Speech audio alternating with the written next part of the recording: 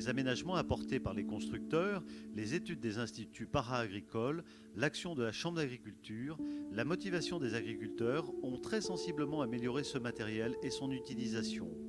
Les arrosages indésirables sont mieux maîtrisés. Les productions de maïs, tournesol et pois fourragers ont favorisé la création d'emplois pour le stockage et la commercialisation. Encore marginales, les productions de légumes de plein champ comme les tomates et les semences sont en plein développement grâce à l'irrigation. Ces nouvelles cultures permettent de répondre à la demande du consommateur en qualité et en quantité. À partir de la bouche du canal de la Bourne qui se trouve en bout de chien, j'ai constitué ma propre installation de filtration et là je viens d'ouvrir une vanne électrique qui me permet de programmer mon irrigation journalièrement. Je programme 1 heure, 2 heures, 3 heures, 4 heures, suivant le stade de la tomate et suivant le temps qu'il fait. Étant donné que je n'ai pas une exploitation très importante, il m'a fallu, pour vivre un peu mieux correctement, me diversifier dans différents secteurs, et notamment la tomate qui apporte une plus-value un peu plus importante, mais aussi des porte-graines. Et puis naturellement, comme d'habitude, j'arrose aussi le maïs et puis le blé au printemps, si jamais le temps s'en fait ressentir.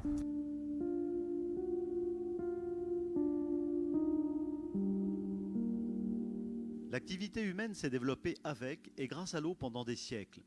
Le paysage valentinois en a gardé une stabilité et des racines durables. On retrouve ces racines à l'occasion des fêtes des laboureurs qui maintiennent les traditions dans les villages.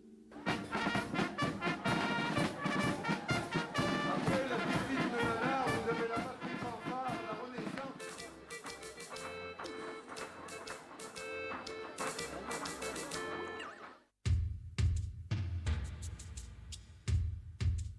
L'utilisation de l'eau du canal à usage d'agrément pour les jardins ou les pelouses concerne 4000 clients de l'agglomération valentinoise et des villages alentours, favorisant ainsi l'équilibre ville-campagne.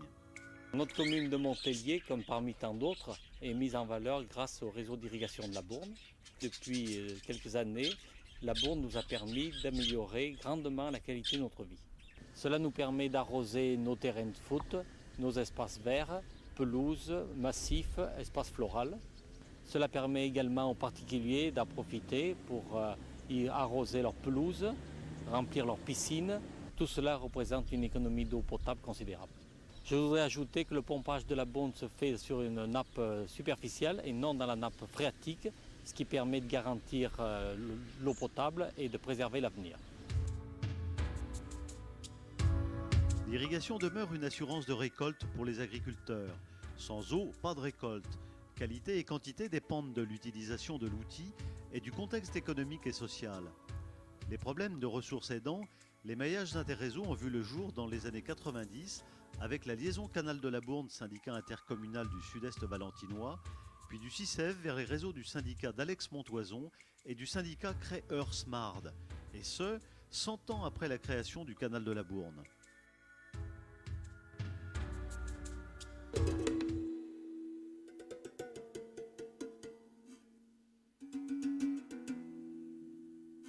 L'activité du canal de la Bourne se situe sur un carré de 25 km de côté, dont le centre administratif est à Saint-Marcel-les-Valences.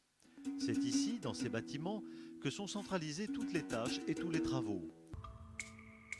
27 personnes œuvrent à temps plein pour que le service reste convivial et de qualité afin que perdure ce patrimoine exceptionnel. Sur les canaux gravitaires, il faut évoquer les travaux de 1950 financés par le plan Marshall qui ont permis la remise en état de l'ouvrage après 80 ans d'entretien minimum.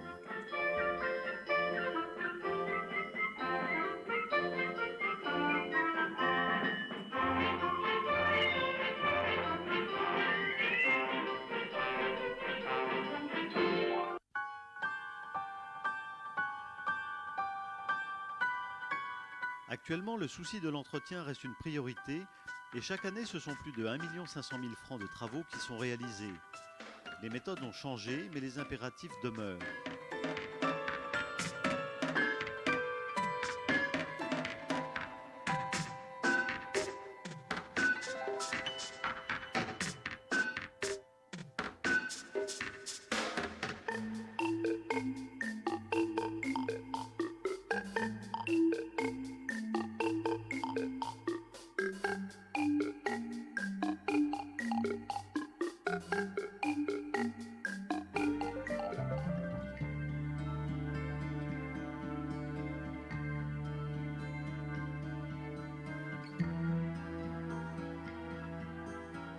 Au-delà des ouvrages à ciel ouvert, il y a la partie cachée de l'iceberg, à savoir les canalisations enterrées qui vont jusqu'aux parcelles.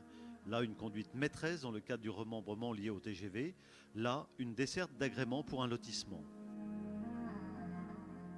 Vous avez ce qu'on appelle les gros travaux liés aux infrastructures qui se créent sur les communes alentours. Ceux-ci sont suivis par un collègue, un petit bélier.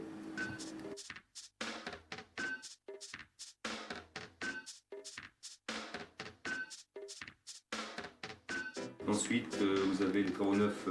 Ça sera un raccordement pour un particulier, pour son jardin, son potager, principalement aussi pour des agriculteurs. Le canal de la Bourne a une méthode peu commune de réaliser ses travaux. Pas d'opération clé en main. Le canal achète ses canalisations, loue un engin de terrassement plus puissant que le sien si nécessaire, et c'est le personnel du syndicat qui assure la pose. Le coût des investissements est ainsi sensiblement réduit. Les 14 stations de pompage totalement automatisées situées tout au long du canal permettent d'ajuster la disponibilité en eau à la demande du client.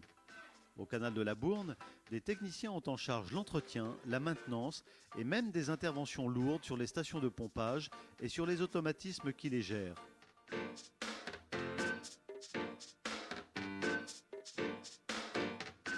Nous avons pris la décision de reconstruire la station de Tabillon suite à un incendie en fin de saison dernière. Au canal de la Bourne, les techniciens sont capables d'étudier, de concevoir et de réaliser des installations sophistiquées en faisant appel aux compétences internes. Là aussi, le meilleur rapport qualité-prix est recherché.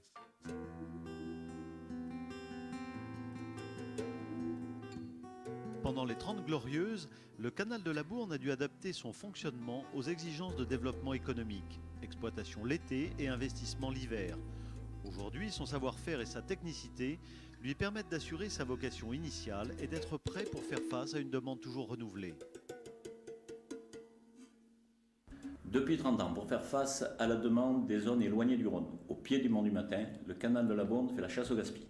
Une chasse au gaspillage d'eau. En 1976, 40 millions de mètres cubes étaient nécessaires pour arroser 2000 hectares. En 2000, avec 20 millions de mètres cubes, on arrose 8000 hectares. Et le rendement du réseau est de 85% en pointe, ce qui est exceptionnel pour un canal. Ensuite, les gaspilles d'argent. Les réseaux d'irrigation prélèvent l'eau dans la rivière voisine. Par contre, le canal de la Bourne se doit de gérer une amenée d'eau gravitaire. Les investissements sont donc supérieurs. Pour que les clients du canal de la Bourne ne soient pas défavorisés, il a fallu donc mettre en place une méthode d'investissement particulière. Ces méthodes pouvaient s'exporter et le CICEV en est un bon exemple. Dans le même temps, le SAGE de la rivière Drôme, schéma d'aménagement et de gestion des eaux, met en évidence la nécessité de transférer et de stocker la ressource en eau. La méthode était là, le besoin aussi. Les agriculteurs ont accepté les efforts nécessaires. La confiance a fait le reste.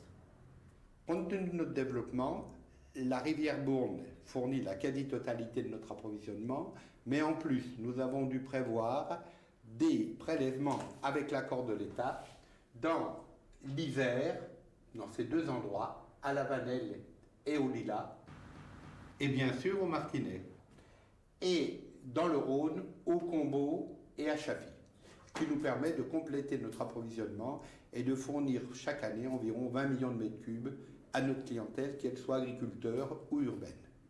Dans un esprit de solidarité, le CICEV, un syndicat qui fait la jonction entre notre territoire et la rivière Drôme, est venu nous solliciter pour lui fournir de l'eau, ce qui a été fait et ce qui continue aujourd'hui. Cette eau a été amenée sous pression et c'était le gros avantage d'amener l'eau sous pression et d'avoir des bornes au coin du champ pour que les agriculteurs puissent irriguer avec les moyens modernes. Et ça a permis des cultures nouvelles qu'on ne pouvait pas faire dans la région, et des cultures en particulier de semences, tomates et autres cultures diversifiées. En 1992, le syndicat d'irrigation d'Alex-Montoison, qui est au sud du CICEV, nous demande de l'eau, puisque la rivière Drôme dans laquelle il puise se révèle insuffisante, et nous pensons qu'il faut donner de l'eau à ceux qui sont à notre suite. À l'heure actuelle, il faut aller plus loin, il faut assurer une ressource en eau qui soit permanente, qui soit sûre, et pour cela, le CICEV a décidé d'être maître d'ouvrage dans la création d'une réserve. La solidarité est devenue complicité. Juanon est une volonté. C'est notre gros projet. Les liens entre le canal de la Bourne et le syndicat d'Alex-Montoison, on peut dire, sont très anciens, puisque lors de la création du canal de la Bourne, le terme du canal se trouvait ici, à Alex. Nous avons bien été obligés de nous débrouiller avec les moyens du bord pendant un siècle pratiquement. Et c'est vrai qu'on a senti longtemps, on s'est senti longtemps un petit peu les derniers. Suite à l'étiage sévère sur la Drôme de 90-91, il est apparu nécessaire de trouver d'autres sources d'approvisionnement. Et au travers du syndicat du Sud-Est Vadendinois, du CICEV, qui était en pleine gestation, nous avons pu à ce moment-là bénéficier des eaux de la Bourne. Actuellement, nous syndicats d'Alex-Montoison, fonctionnons disons sans filet, puisque Juanon n'est pas réalisé. Et cette retenue de Juanon permettrait donc de pérenniser cette solution de renforcement. Cette politique se concrétise aujourd'hui dans un programme IRIMIeux qui regroupe localement les syndicats d'irrigation de la plaine de Valence et de la vallée de la Drôme, ainsi que la Chambre d'agriculture, afin de gérer encore mieux la ressource. Le plus dur est fait, la vision de Napoléon Bonaparte devient tous les jours un peu plus une réalité.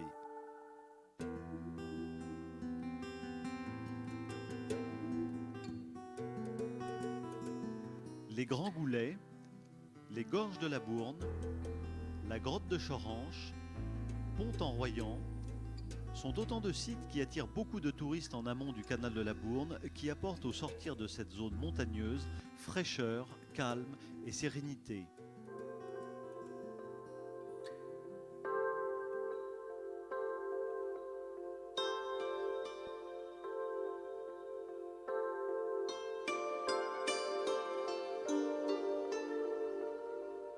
Il est devenu un élément constitutif du paysage drômois.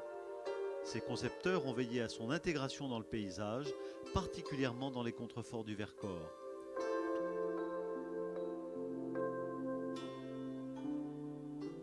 Tout au long du canal, on peut découvrir une faune et une flore riches et variées.